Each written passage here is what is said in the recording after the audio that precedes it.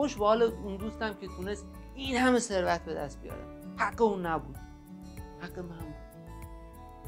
چقدر از این حرفا خودمون میزنیم و چقدر حسادت میکنیم به افرادی که موفق شدن، به خواسته‌ای برسن ولی ما نتونستیم.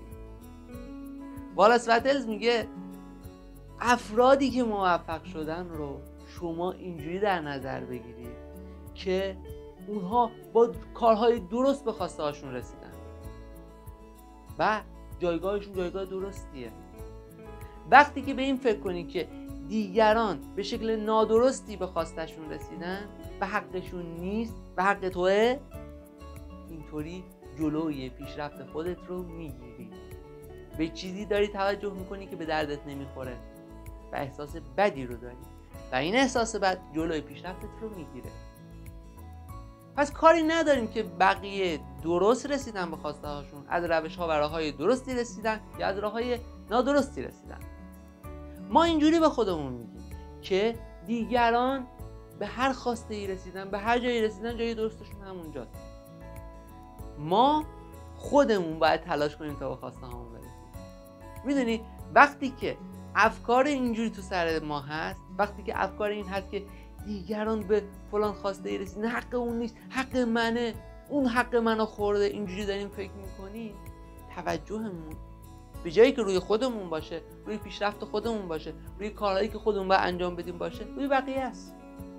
این فکر داره نشون میده که من فکرم جای درستی نیست، فکرم روی بقیه است، روی اینه که بقیه چه پیشرفتی کردن، چه کارایی کردن. تفکرم رو بیام بذارم رو خودم، چون وقتی فکرم رو بقیه باشه پیشرفتی نمی‌کنم. تازه اگر افکار منفی باشه دیگه بدتر، مثل حسادت. باید بتونم احساسات خودم رو کنترل کنم. چه جوری؟ با تغییر فکرم بیام و اینو بذارم روی خودم. میگم خب من دارم فکر میکنم، من بیام فکرم بذارم رو خودم. چطور من میتونم پیشرفت کنم؟ چطور میتونم به خواسته‌ام برسم؟ چه مهارتایی رو باید یاد بگیرم؟ چه کارایی رو باید بکنم؟ چه قدمایی رو باید بردارم؟ چه تلاشی باید بکنم؟ از کجا باید شروع کنم؟ به اینا فکر کنم، نه به اینکه فلانی به اون خواسته و اون هدفش رسیده، به موفقیت رسیده، حالا از راه درست یا نادرست، میگم حق اون نبود. این فکرها به من کمکی نمیکنه. حالا حق اون بود یا نبود، به هر حال رسیده. این فکرها به من کمکی نمیکنه.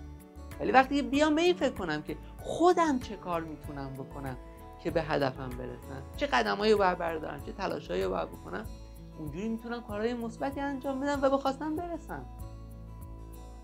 اما بعضی اوقات میایم و به این فکر اینجوری بقیه رو نگاه میکنه، افراد موفق رو، که آفرین اون رسیده به این هدفش، پس منم میتونم.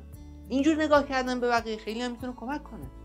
میتونه به من کمک کنه که آره یه فرد موفقی رو دارم میبینم، این فرد موفق رو میگم خب تونسته به هدفش برسه. مثلا میخوام بشم قهرمان 2 ماراتون، یه کسی رو ببینم مثل راجر بنیستری که تونسته قهرمان 2 ماراتون بشه، میگم آفرین اون تونسته، پس منم میتونم. اون یه آدمه، منم یه آدمم. اون رو یه الگو قرار میدم که منم میتونم به اون برسم.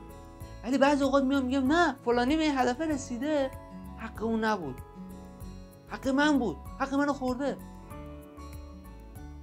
نباید اون به این هدف میرسید، من باید میرسیدم. اینجوری فایده نداره. اینجوری نگاه کردن به موفقیت‌های بقیه جز اینکه به ضرر خودمون تموم میشه، هیچ سودی نداره، هیچ فایده‌ای نداره.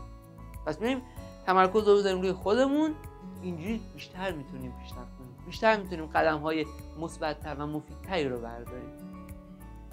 و اگر هم می‌خوایم موفقیت‌های دیگر رو ببینیم، بیایم جوری بهشون نگاه بکنیم که به ما انرژی حرکت بیشتری میدن و رسیدن به اون هدف رو برای ما ممکن میکنن. میگیم خب چون اون تونسته، من هم امکان این رو دارم که به این برسم. اینجوری نگاه کنیم بهش. وقتی اینجوری نگاه بکنیم بهش، بهتر میتونیم قدم برداریم. همه ماجرا، همه داستان، کل این حرفا داره میگه که ما شیوه فکر کردنمون، نحوه فکر کردنمون، طرز فکر کردنمونه که مشخص میکنه ما به یه خواسته میرسیم یا نمیرسیم. چون وقتی که به شیوه درستی فکر کنیم، به شیوه درستی عمل میکنیم و این عمل کرده ماست که مشخص میکنه آخر ما به این خواسته میرسیم یا نه. ولی این عمل کرد از کجا آب میخوره؟ از فکر ما. وقتی که درست فکر کنیم، درست هم عمل میکنیم. امیدوارم از این آگاهی بهره کافی رو برده باشید. خدا یار نگهدار.